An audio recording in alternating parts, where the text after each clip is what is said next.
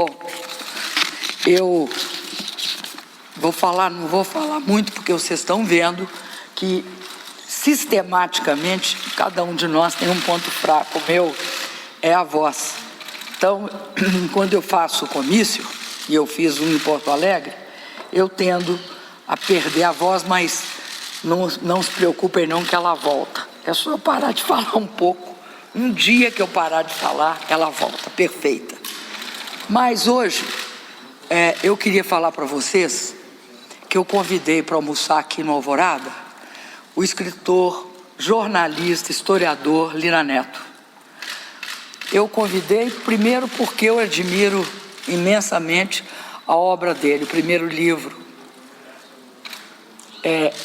que eu li foi Padre Cícero, mas agora eu estou no fim do terceiro livro da trilogia sobre o Getúlio, e eu considero essa trilogia magistral. Magistral porque é extremamente bem escrita, mas também pela pesquisa que ele realizou, pesquisa que a gente vê que é uma pesquisa detalhada. Ele foi nos anais do Congresso, ele fez um levantamento de fontes primárias, não só das fontes secundárias, mas que eu acredito que é muito importante para a história do Brasil. Mas não só para a história, para a vida política do Brasil, para a compreensão do Brasil. Não se trata da gente querer reproduzir agora uma época que nos separa, 60 anos nos separam dela, mas se trata de, em qualquer país do mundo, se perceber que a história é essencial, não só para a gente conhecer o que aconteceu nesse período, há 60 anos atrás e depois, mas também para a gente entender o presente e o futuro. Eu, por exemplo, que vivi no Rio Grande do Sul, acho o primeiro livro monumental no que se refere à reconstrução da vida política no Rio Grande do Sul, e de entender como que um Estado, que não era um Estado industrializado, mas era um Estado que tinha algumas características importantes, legadas pelo fato de que lá a escravidão foi menor, lá nós sofremos os efeitos da colonização italiana e alemã, lá surgiu uma geração de políticos que naquela época, portanto, antes de 30, pensaram o Brasil. E por que surge de lá uma proposta transformadora do Brasil em relação às condições da época, bastante revolucionária, mas também para entender, diante de uma das mais graves crises do mundo ocidental, que é o período das duas guerras, como é que o Brasil se coloca e como é que o Brasil se posiciona, e os desafios próprios nossos, de uma sociedade ainda agrária para uma sociedade industrializada. Enfim, eu acredito que esse livro do Lira Neto, ele é importantíssimo, como outros, mas eu confesso para vocês que eu considero ele um dos melhores livros que eu li sobre o Getúlio. E também eu queria destacar uma outra coisa, que eu não convidei para almoçar, mas eu tenho também muita admiração. Eu assisti o filme Getúlio, do João Jardim. Não, eu não vou no cinema, me mandaram um DVD oficial, bem oficial, não é pirata não, me mandaram um DVD e eu assisti há mais tempo, não foi agora não, foi logo quando do lançamento eu recebi. E eu vou dizer para vocês, eu acho o filme muito bom e acho a interpretação do Tony Ramos como Getúlio algo magistral, e também da Drica como Alzirinha, como Alzira. Acho que me disseram que o filme passa amanhã. Eu acredito que é um filme que todos nós também devamos ver, porque ele retrata um momento fundamental da história do Brasil, que é esse ato do Getúlio Vargas, que é um ato assim que sempre desafiou o Brasil inteiro, não só pelo que comoveu quando aconteceu, milhões e milhões de pessoas foram às ruas, mas também pelo fato dele ter evitado o golpe que depois vai ocorrer 10 anos depois, em 64. Então, hoje eu estou vamos dizer, nessa agenda, que eu acho que é uma agenda fundamental para o país, né? Uma agenda cultural, de um certo ponto de vista, mas que eu acredito que a história, se a gente olhar todos os países do mundo e pegar, por exemplo, os Estados Unidos, há uma tradição dos Estados Unidos de reconstituir e de sempre estar preocupado com a história do Lincoln, por exemplo, aquele time de rivais, né, que deu também origem a um filme, né, que foi o Lincoln.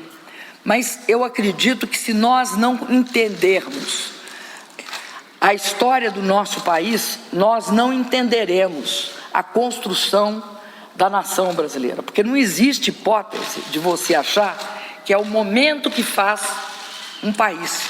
Não, um país é feito da sua história, das suas memórias, das suas lideranças políticas, e acredito que o Getúlio, com toda a humanidade dele, permite entender o Brasil de um determinado momento histórico.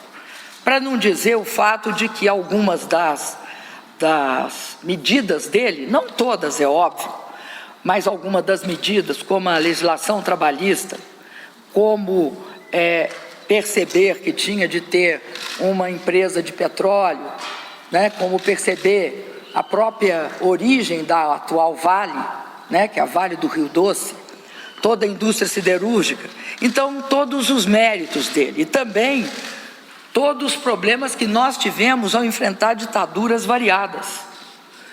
E acredito também que o que foi contraposto ao Getúlio em alguns momentos foi também, de forma assim até surpreendente, ele que viveu um período sob regime de exceção, foi também que ele, em um determinado momento, era, no final da vida, o grande democrata, que são as contradições da vida política e humana de um povo. Então, hoje foi isso. E assistam amanhã o filme. A gente pode perguntar, né, presidente? Podem mais 2 ou 3, porque olha aqui. Esse resgate histórico do Getúlio, Getúlio foi responsável pela... Será que alguém, só um pouquinho, será que alguém trazia uma aguinha, pelo amor de Deus? Porque senão não sai voz. A senhora fez esse resgate histórico do Getúlio, falando que ele, claro, foi o grande pessoa que criou a Petrobras.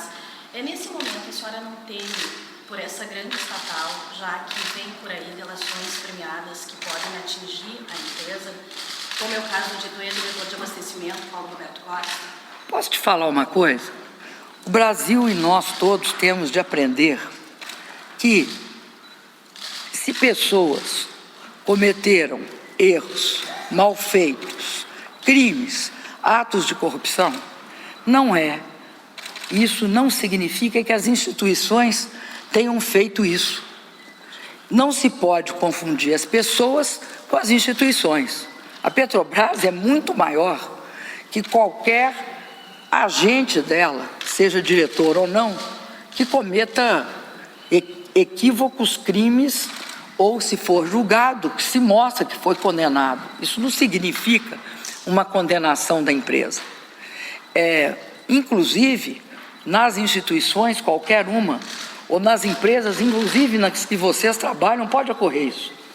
Não existe nenhuma instituição acima de qualquer suspeita quando se trata dos seus integrantes, porque os homens e as mulheres é que falham, não são as instituições necessariamente. A Petrobras está acima disso. E eu não tenho o que comentar sobre a decisão de uma pessoa presa fazer ou não delação premiada. Enfim, isso não é objeto do interesse da Presidência da República. Presidente, o que você acha de ter a candidata Marina Silva como adversária, agora que ela é Muito obrigado. oficial do PSB? Olha, eu vou dizer para vocês que eu estou muito mais preocupada com a minha campanha, e seria estranho que eu não tivesse, porque eu tenho esse período, que é um período em que eu tenho acesso, né, a mostrar na televisão todas as obras do governo. É como se eu estivesse fazendo uma prestação de contas. Então eu tenho de me preocupar com essa prestação de contas que eu estou fazendo. Depois de 3 anos e 8 meses, eu tenho oportunidade de fazer de forma sistemática, mostrar o que está sendo feito no Brasil, tanto em matéria de conquistas sociais. Por exemplo, as pessoas que nunca tiveram e nem passaram pela cabeça delas que elas teriam como ver um filho, porque eram pessoas muito humildes, ver um filho se formando como médico. Eu quero mostrar as conquistas desse país, quero mostrar que esse país mudou, que hoje a filha de um pedreiro pode virar doutor. Hoje você tem chance de ver uma empregada doméstica viajando de avião e indo visitar seus parentes. Hoje você tem condições de ver uma pessoa que sempre quis fazer um curso técnico e nunca pôde, porque o curso era pago, fazer o curso do Pronatec, que é um dos melhores cursos do Brasil, porque é uma parceria entre o Sistema S e nós, e fazer gratuitamente. Portanto, não tem a barreira da renda para impedir que ela tenha acesso. Que uma pessoa que jamais pensou chegar em nenhum país do mundo, numa universidade, e fazer um curso, uma das melhores universidades do mundo, fazer o curso, independentemente do sobrenome, da renda, mas só dependendo do mérito. Então, eu quero dizer para vocês justamente isso, justamente que eu fico muito feliz de ter essa oportunidade de falar para o povo brasileiro. Mais uma, por favor, porque ela vai sumir. A senhora já normal pagamento de obras do Parque Jornal no estado de São Paulo? Olha, essa história dos pagamentos, eu posso afirmar para vocês, é sempre assim, sempre foi assim, durante todo o período. Então, eu não entendo o que vocês levantam. E aí, nós respondemos, vocês retrucam, nós tornamos a responder. De agora até o final da eleição, nós vamos continuar nesse diálogo. A senhora acha isso normal? Meu querido, vocês têm de mostrar e provar que tem atraso de tantos dias, porque tem hora que as afirmações, é por isso que eu quero esse período de resposta na televisão, é que tem hora que as afirmações nossas não chegam ao leitor. Nós afirmamos, não há esse atraso. O atraso que existe é o seguinte: até você empenhar, fiscalizar e pagar, tem um período, não é automático, você não sai pagando. Então o delay, que tem um delay, tem um delay. Presidente, a sua adversária disse que o Brasil não precisa de uma gerente e elogiou aí o Itamar Franco, o Lula e o Fernando Henrique. A Aécio Neves também sugeriu aí um slogan para a sua campanha, dizendo que é o Brasil... o Brasil... Bom, eu quero dizer para vocês... Tá bom. Eu não sabia de nada, eu queria saber eu vou dizer para vocês uma coisa. Essa história que não precisa... O país não precisa de ter um cuidado na execução das suas obras e uma obrigação de entregá-las, é uma temeridade. Ou é quem nunca teve experiência administrativa e, portanto, não sabe que é fundamental para um país com a complexidade do Brasil dar conta de tudo. Você tem de dar conta na presidência de tudo, de obra de aeroporto, até porque vocês perguntam, rodovia, ferrovia, porto, aeroporto.